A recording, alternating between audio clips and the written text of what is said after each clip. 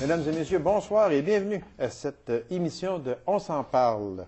Il me fait grand plaisir de recevoir le porte-parole de Québec solidaire pour l'Abitibi-Témiscamingue, M. Guy Leclerc. Monsieur Leclerc, bonsoir. Bonsoir. Merci d'avoir accepté cette invitation-là. Québec solidaire, c'est un parti qui est la 4e opposition à Québec, si on peut s'exprimer ainsi. La vraie opposition. La vraie opposition à 2 personnes, OK. Si vous voulez le prendre de même, moi, j'ai pas de problème avec ça. Quand on parle, j'aime pas le mot front page, mais d'accord, disons qu'on va l'employer, et je m'excuse de l'anglicisme, mais quand on parle de front page, on parle surtout de Mme Marois, on parle surtout de M. Couillard et on parle surtout aussi de M. Legault. Mais Québec solidaire existe, même, je dirais, si on en entend peut-être un peu moins parler. Lors de la dernière élection, vous avez doublé votre nombre de personnes à l'Assemblée nationale. Mais quand on parle d'un 4e parti, expliquez-moi comment ça fonctionne exactement. Vous avez moins le droit de parole ou bien non si vous n'avez pas le même temps non plus de En fait, je vais traduire front page par manchette. Là. On fait beaucoup moins la manchette parce que d'abord, quand tu es émergent, c'est comme n'importe quoi. Un groupe populaire émergent, il ne fait pas le voir la première année. C'est vrai. Okay. Donc, c'est la même chose pour un parti politique. Un parti politique, ça vient au monde quand la population, dans notre cas, la population s'aperçoit qu'elle n'a pas pour son argent, que le gouvernement ne livre pas la marchandise et que les partis en place ne répondent pas aux aspirations d'un groupe important de citoyens. C'est comme ça que notre parti s'est créé, notamment. C'est pas une insatisfaction de quelqu'un qui a fondé un parti. Là, on sait que c'est la fusion de 2 mouvements, Option citoyenne, l'UFP. Okay. Donc, graduellement, ces gens-là rayonnent et puis ils suscitent la curiosité. Les médias, ils fonctionnent vraiment avec le volume, comme tu l'as dit au niveau de la manchette, puis avec l'argent aussi. Là. Je veux dire, les partis en place ont plus de budget, les partis en place se payent beaucoup plus de promos. Donc, quand tu es vois en promo, les citoyens les connaissent. Quand on les connaît, on fait une figurine à la flaque, on fait un 3D quand ils sont plus connus. C'est une roue comme ça. Donc, c'est long se faire connaître. Puis, ce qui est dur, c'est que plus tu as le micro, plus tu te fais connaître.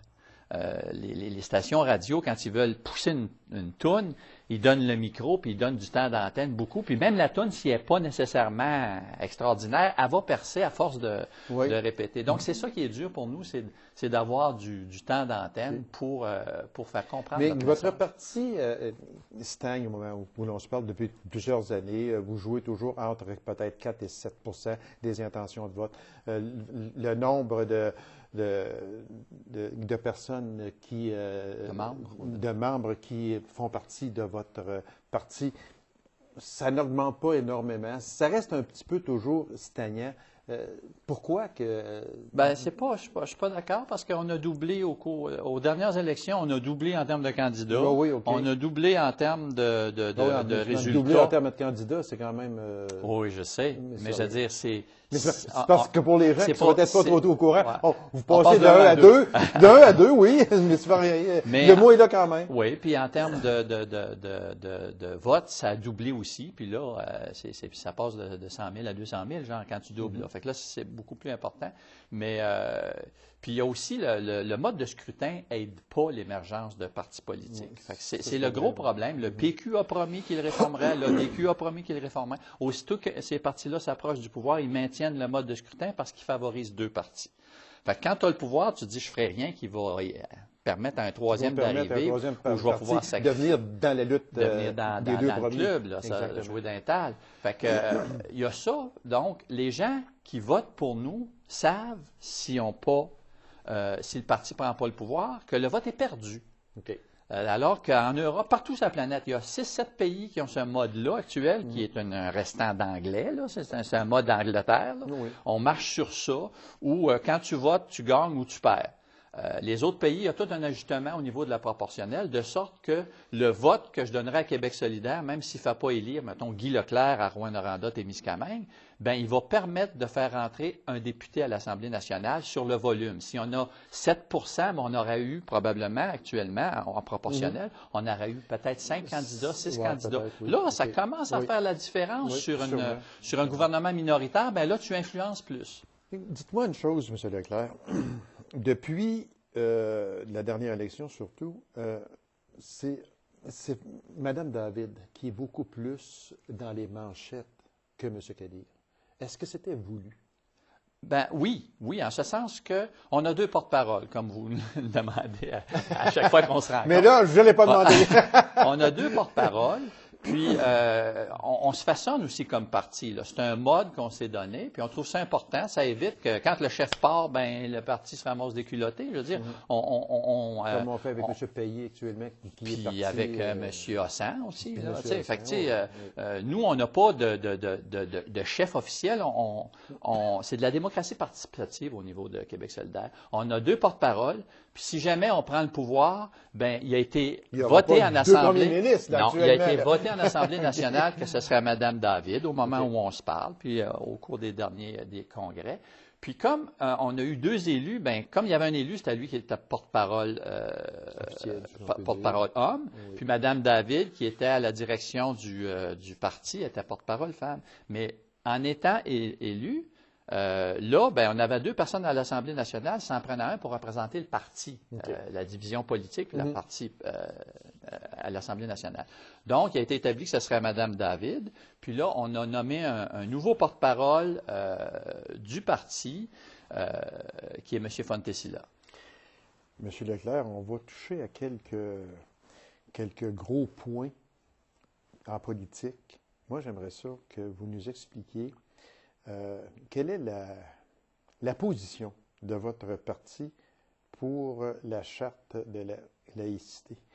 Moi, si je vous demandais aussi à même cette question-là, est-ce qu'on peut aller jusqu'à en faire un enjeu électoral? Bien, ça, c'est pas une bonne idée. La position du parti est connue depuis presque la commission Bouchard-Taylor. On s'est déjà prononcé là, au niveau de Québec solidaire. Puis, on trouve que la commission a fait un bon travail, puis les recommandations de la commission font presque consensus à travers le Québec, sauf ce qui retrousse, le jupon qui est placé un petit peu plus haut.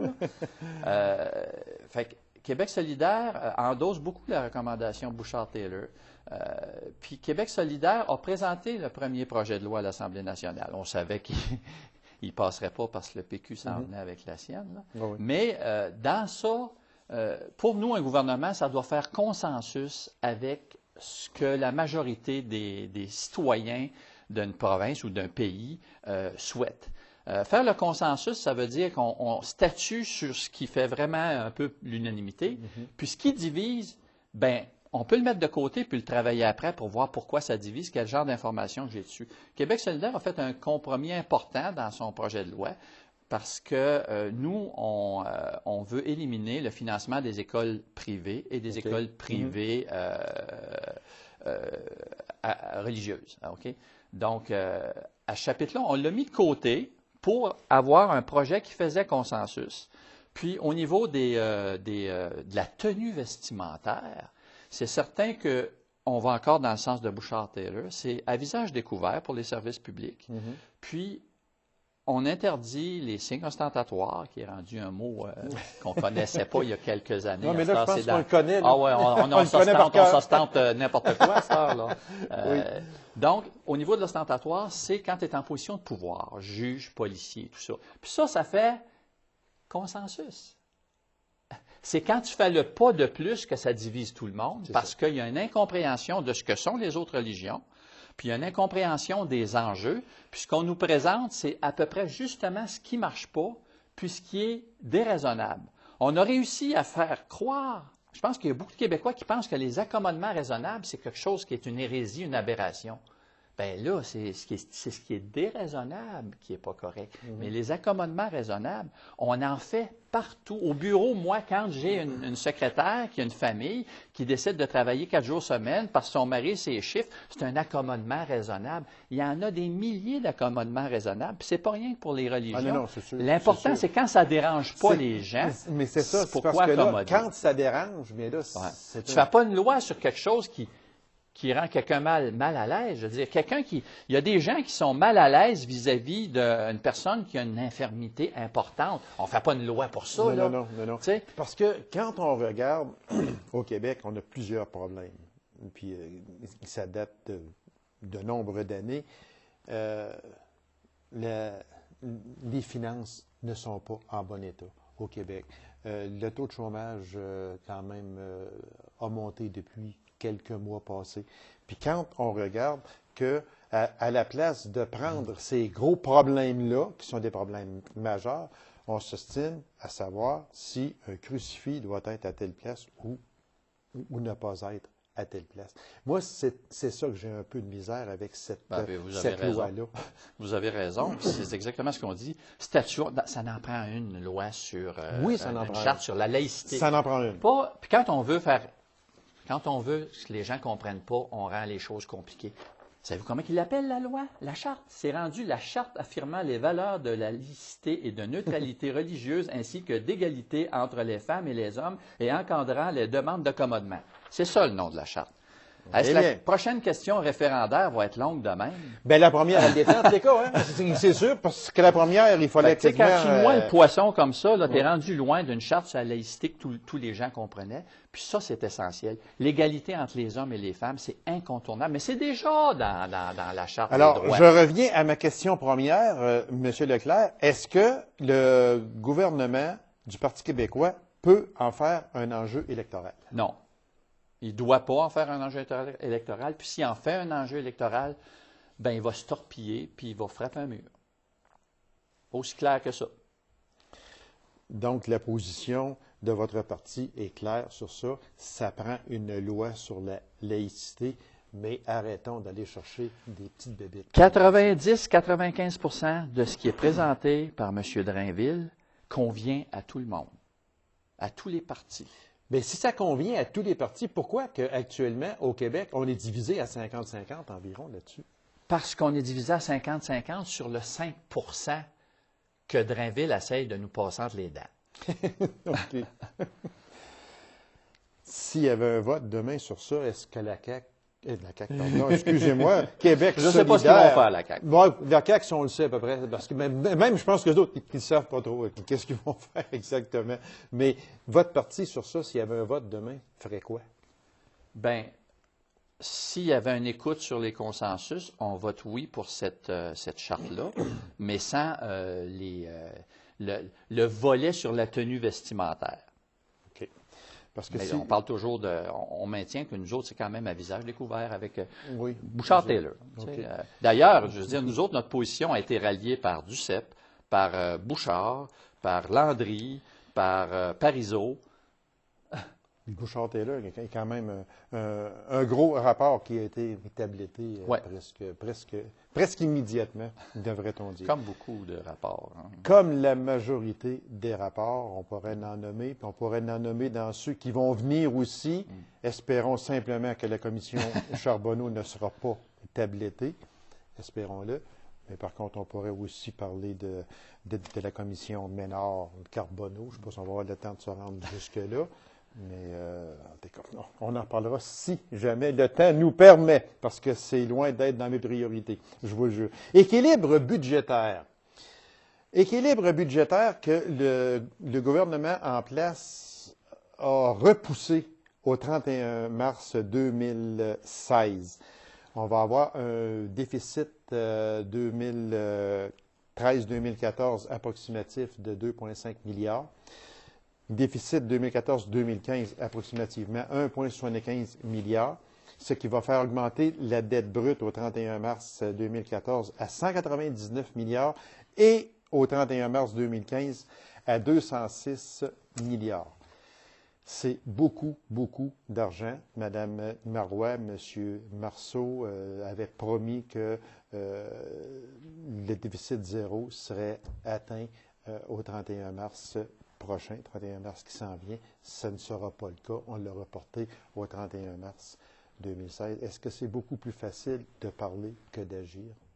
Bien, disons que c'est un autre dossier où ils ont fait du reculon. Là. On sait qu'en début de campagne, il y a eu beaucoup de reculons. Au niveau du déficit et de la dette, on dit un mensonge répété 100 fois devient une vérité. Bien, disons que au cours des 25 dernières années, les partis en place là, nous ont dit qu'on vivait au-dessus de nos moyens, qu'on était pauvre, qu'on était en difficulté, qu'on avait trop de dépenses, et on s'est acharné sur les dépenses. Puis tu finis par croire ça, puis tu finis par accepter, comme certains pays en Europe, accepter des mesures d'austérité, ce qui est la recette classique qui est présentée. Alors que depuis 25 ans, ces partis-là ont coupé dans la colonne des revenus. On nous présente toujours le problème de la colonne des dépenses, mais on ne nous dit pas que depuis 25 ans, on se coupe de revenus substantiels. La contribution des entreprises à l'assiette de l'État était égale, 50-50 il y a 25 ans. Aujourd'hui, les entreprises contribuent à 15 % et les citoyens à 85 %. Fait que nous, on regarde le volet économique différemment au niveau de Québec solidaire. On regarde qu'est-ce qui s'est passé dans la colonne des revenus pour qu'on soit rendu là. Parce que nos choix qu'on a faits, c'est pour une qualité de société puis une qualité de vie de nos citoyens. On a choisi ça comme ça. Maintenant, on veut saboter ça, mais c'est avec des pressions. Avec des pressions, graduellement, le lobbyisme des entreprises et tout ça, puis ça aboutit à la commission Charbonneau. Oui. Le processus d'écouter les entreprises qui disent « baissez l'impôt, baissez notre impôt, on va vous aider, cher parti, si vous nous faites baisser l'impôt ici, baisse la taxe sur le capital », de sorte qu'actuellement, les entreprises contribuent presque plus aux revenus de l'État et on pèle ça au niveau des citoyens. Les gros créneaux que sont la santé, l'éducation et tout ça, bien, il y a Hydro-Québec, il y a peut-être de l'argent à faire avec ça, fait qu'on continue à faire du lobbying auprès des citoyens pour essayer de privatiser ça. Donc, quand on coupe des services, ça s'en va dans le privé, et ces entreprises-là s'enrichissent avec ça. Donc, au niveau de Québec solidaire, puis la dette, une autre chose, la dette, c'est comme une maison, ça. S'il y a de l'actif pour balancer avec la dette, c'est pas un problème, la dette. Avoir une maison puis avoir une hypothèque, je peux bien dire j'ai une hypothèque de 150 000, oui, mais j'ai une maison de 200. Fait qu'il faut regarder ça aussi. La dette, c'est pas nécessairement un défaut. On nous présente ça comme une horreur, mais il faut la contrôler. On en pèle beaucoup. Il ne faut pas augmenter la dette avec l'alimentation. OK? Il ne faut pas manger avec la dette. Exactement. Puis, c'est comme vous venez si bien de le dire, il faut qu'elle soit contrôlée, par exemple. Oui, il faut qu'elle soit contrôlée. Au niveau du déficit, on coupe les services. Actuellement, qu'est-ce que le gouvernement fait pour pallier au déficit? On met de la taxe santé. On ne veut pas augmenter les impôts, mais on met de la taxe santé qu'on avait dit qu'on abolirait, mais qu'on a laissé, puis on l'envoie dans le rapport d'impôt. C'est rendu une taxe dans le rapport d'impôt, mais on ne dit pas qu'on augmente les impôts. Mais pourtant, quand tu regardes ton rapport d'impôt, c'est ton rapport d'impôt qui augmente. Je demandais ici à un analyste politique qu'il y a très peu de temps, j'ai dit, êtes-vous au courant qu'il va y avoir des augmentations sur les plaques automobiles, sur les permis de conduire. Les permis de conduire, quand on les regarde, là, on payait X montant d'argent pour 2 ans. Là, on paye le même X montant d'argent, mais c'est pour 1 an. Donc, on vient de faire un saut de 100 à ce moment-là. Mais là, et cette année, plaques d'immatriculation et permis de conduire vont aussi augmenter. Il me semble qu'on n'a pas entendu parler de ça. Là. Ça n'a pas fait, comme on dit, le front page que j'aime parler, moi, là. Mais ça, ce sont toutes des choses qui arrivent qu'on ne peut plus. On est ici. Là. Tout le monde est là. Puis, c'est vrai. C'est vrai qu'on est là.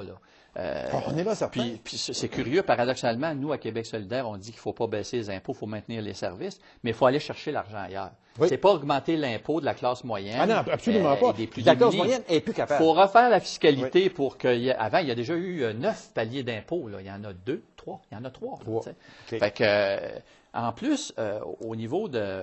J'ai perdu mon fil.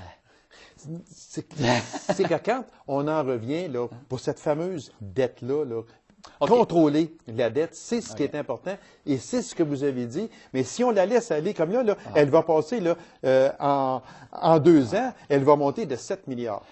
Québec solidaire, aux dernières élections, a toujours présenté des budgets équilibrés. Avez-vous remarqué qu'il n'y a personne qui les a contestés?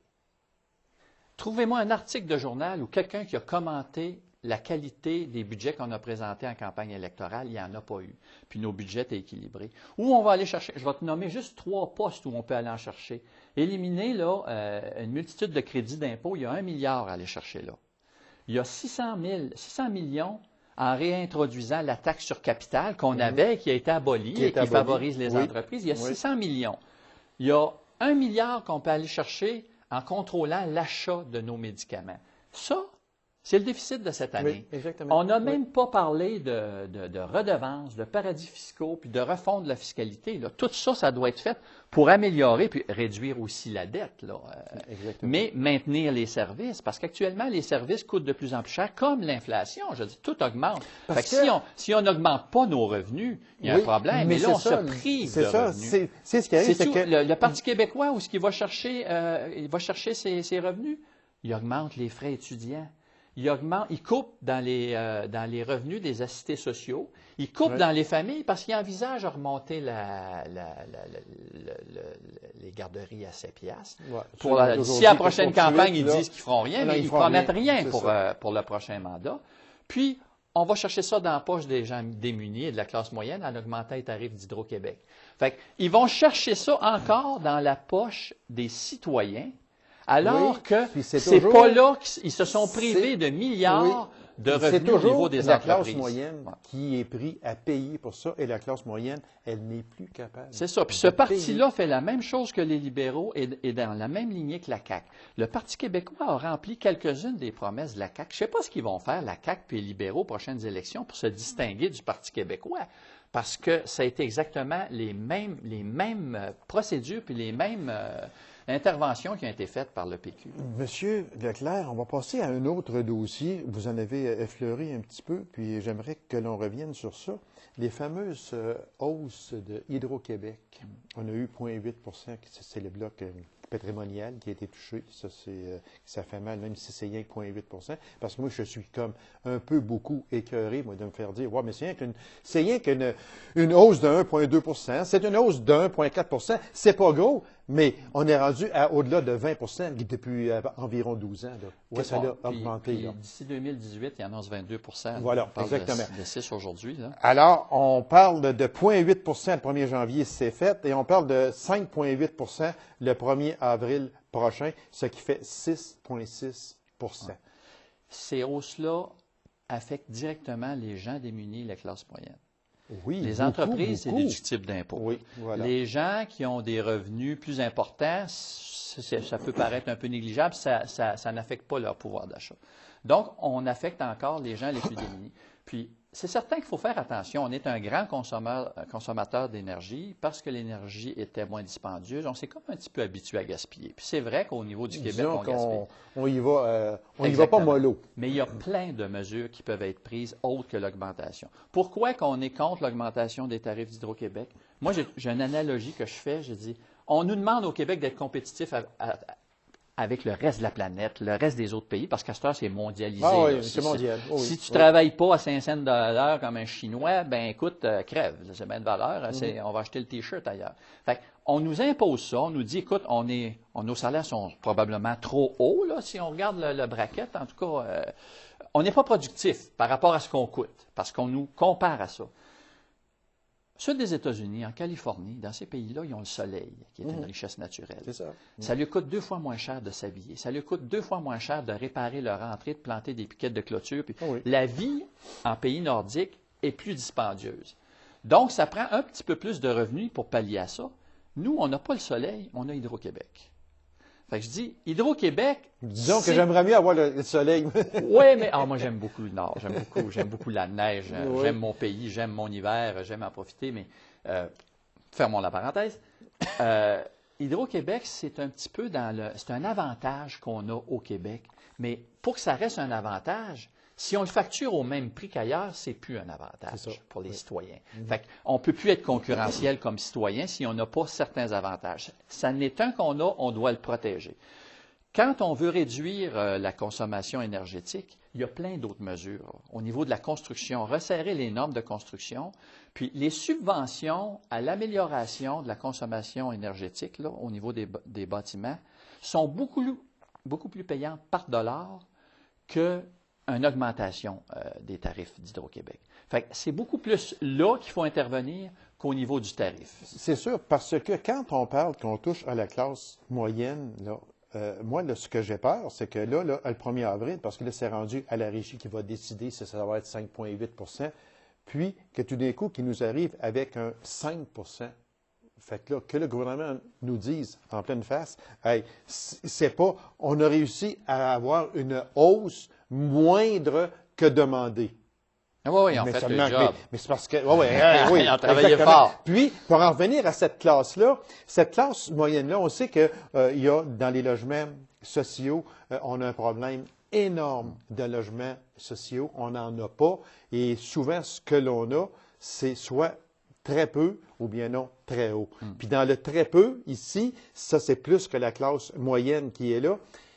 On arrive avec des logements un peu insalubres. On arrive avec des logements qu'on regarde dehors par le cadrage du châssis.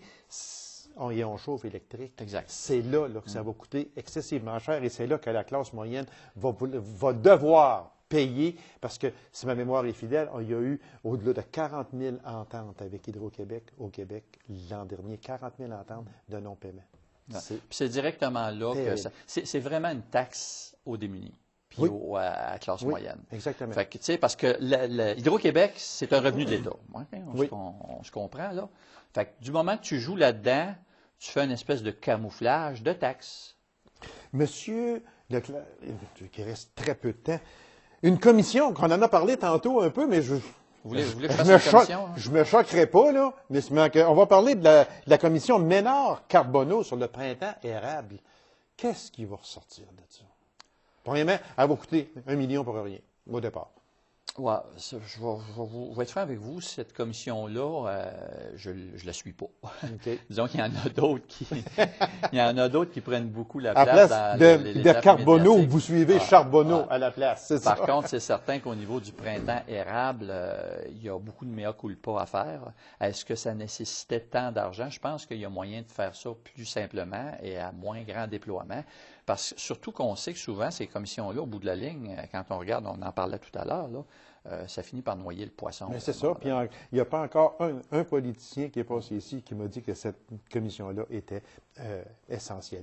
Une dernière question, 1 minute seulement qui nous reste.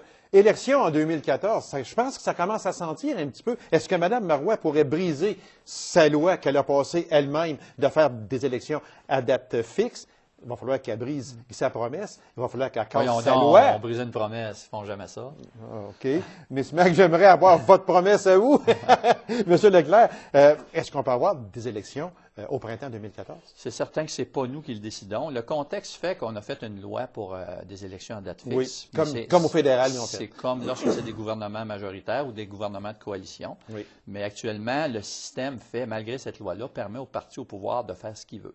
Donc, il peut déclencher les élections quand il le souhaite. Donc, on profite de ce privilège-là, puis on tente par tous les moyens de saupoudrer des cadeaux un peu partout ces temps-ci, comme on a fait à l'automne, parce qu'on avait présenté ça.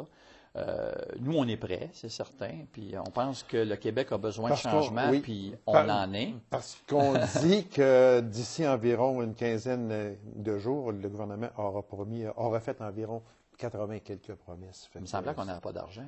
On n'a pas d'argent non plus parce qu'on s'en va avec un déficit. On fait des usines de béton en Gaspésie alors que le marché est saturé. Gaspésie, moi, ça me rappelle Gaspésia. Quelque chose de même. Non, je veux dire, on veut se sevrer du pétrole, on veut sauver l'environnement, puis on finance des entreprises polluantes. En tout cas, c'est inquiétant. Tout le temps, M. Leclerc. Merci infiniment. On pourrait se prendre une demi-heure. C'était vraiment, vraiment très intéressant. Puis, on va sûrement se revoir pour d'autres émissions politiques. Ça va me faire plaisir. Merci beaucoup, M. Leclerc. Alors, mesdames et messieurs, merci d'avoir été là. On se donne rendez-vous à une prochaine émission de On s'en parle. Au revoir et bonne semaine.